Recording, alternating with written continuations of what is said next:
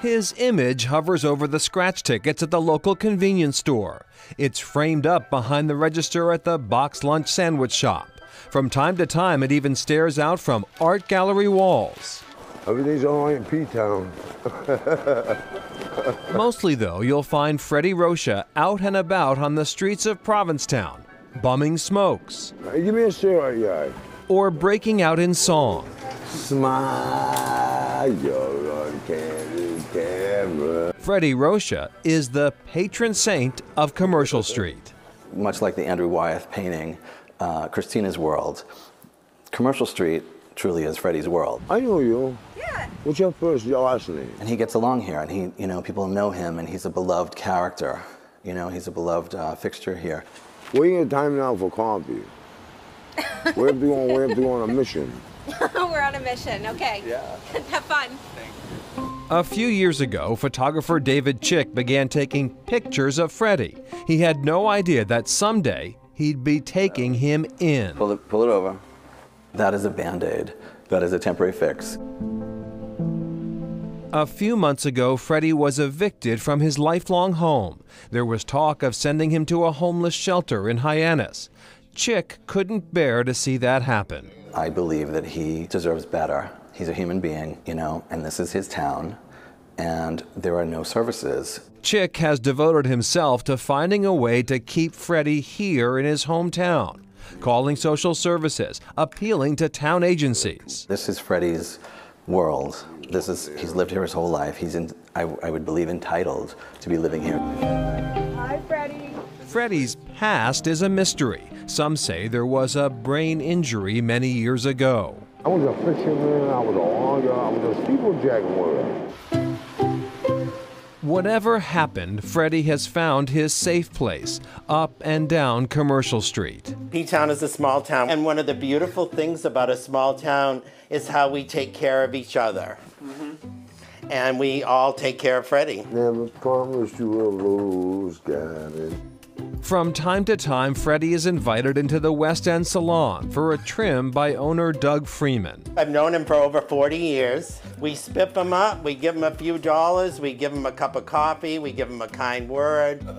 I kind of feel like he's like our shaman, He's got a different way of looking at things. Misha Richter is a photographer living in Brooklyn, but he grew up here. So I've known Freddie all my life. Everyone in town knows Freddie. He's kind of a character, as I'm sure you've found out. He's a hustler, man. $30 or $40. You gotta respect the tenacity. If Freddie has attained a pseudo-celebrity status here in P-Town, it is due in no small part to Richter. You see, he used Freddie as a model in a photo spread for British Esquire magazine. They asked me if I would do a fashion story with Timberland sponsoring it. I said yes, but I didn't want to use a sort of pretty model.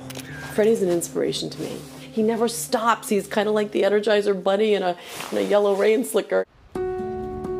Julie Grandy owns the Box Lunch, a popular sandwich shop closed for the season.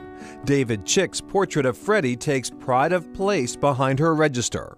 And he's kind and he's caring, and the other day he insisted on buying me a cup of coffee. He, with a couple of dollars, I think I probably gave him an hour before. You put those on, try those. When Freddie is presented with new boots donated by the Lower Cape Outreach Council, he tries to give one pair to Chick. He buys 2 of everything. He bought 2 little lobster rolls. He said, 1 for me, 1 for you. And my heart really, opened up to him. I don't want to cry on camera here. This isn't Barbara Walters, right? But, he's a very generous, big-hearted guy. In the meantime, Freddie's fans continue their fight to find him housing, convinced Provincetown will lose another piece of its soul if Freddie is shipped off to a homeless shelter 50 miles away. I feel like the town owes it to him. Maybe I'm being naive there, but I think taking Freddie out of this town will just be a travesty. I think that Freddie is almost like a Paul Bunyan or a Johnny Appleseed. To me, Freddie he will become like folklore. What a story. Freddie's siblings no longer live in P-Town, and they say they couldn't afford the upkeep and taxes on the family home. In addition, they worried about Freddie's safety all alone. A brother in Connecticut says they consulted with social services, who said little could be done as long as Freddie lived independently in the house. He's currently on a housing list in Provincetown, but the wait could be years. A GoFundMe campaign for him has raised more than $7,000.